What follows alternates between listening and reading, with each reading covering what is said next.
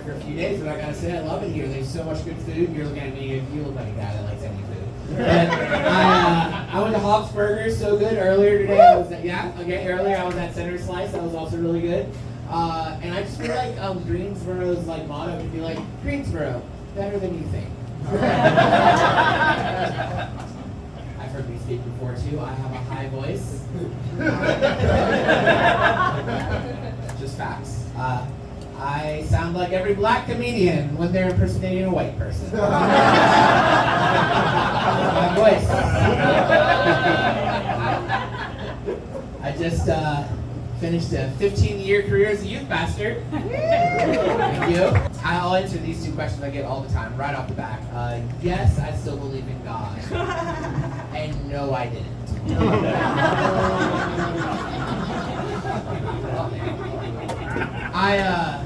I started youth ministry when I was 19 years old. I was too young to be a youth pastor.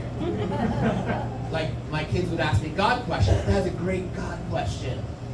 Let me go call my youth pastor and find out. And then before I knew it, life went by and I found myself as a 34-year-old single youth pastor. That is not a job you want single people in.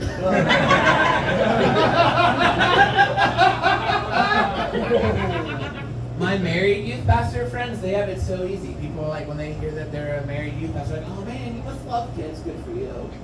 I say I'm a youth pastor, I'm like, do you love kids?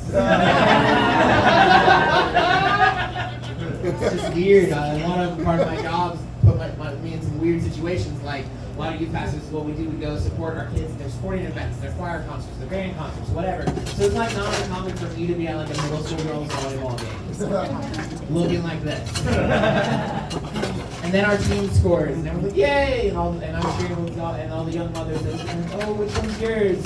And I'm like, none of them. Or all of them.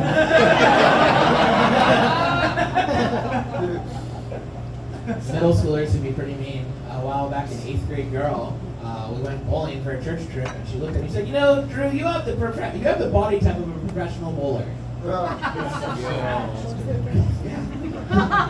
So I went home and I changed my Tinder dating profile to body type athletic. Bowling is a sport. This is the worst question you can ask a youth pastor at church, if you ever go to church. That was really protection stuff. You don't look like the people that go to church, but if you ever do, don't ask this to the youth pastor, which is, they're like, hey, when are you going to become a real pastor? This is my answer. I'm like, I don't know, when you become a real Christian. Get out of here, Agnes. Feel some of you pulling back on my youth ministry material. I get it. I've met other youth pastors. I went to college with them. We're basically frat boys for Jesus. I get it. My least favorite thing a youth pastor does is I saw all the time when you go to like a church conference, you have the big youth pastor speaker that comes out with his own intro music that he gave a person to play. And then he shows you his slide of his family so you can get acquainted before he tells you about Jesus. There's always the family picture, the professional picture with the 3 children. His first one's, adopted from some country in Africa to let him know that he's holier than him. Also in the picture, he always shows you his wife. He always phrases it this way. He's like, and this is my smoking hot wife. I don't need that information in this sermon, sir. When am I going to use it? When I'm going to be like, oh, great message earlier, and you're right, your wife is smoking hot. I would totally do her in the confines of marriage.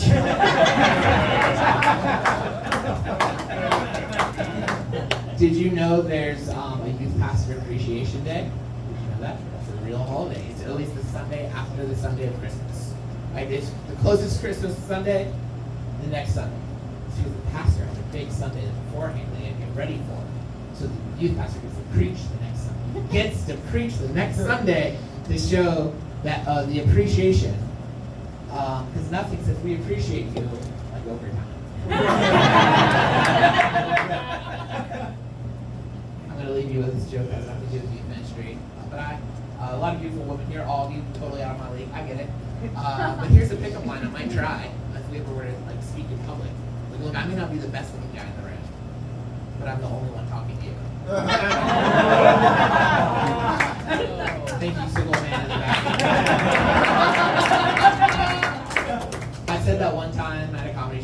back of her and goes, that's the sweetest thing I've ever heard. I wish a guy would say that to me. And I had two thoughts. One, that's pathetic. And two, I really need to go talk to her. Thank you all. You've been great.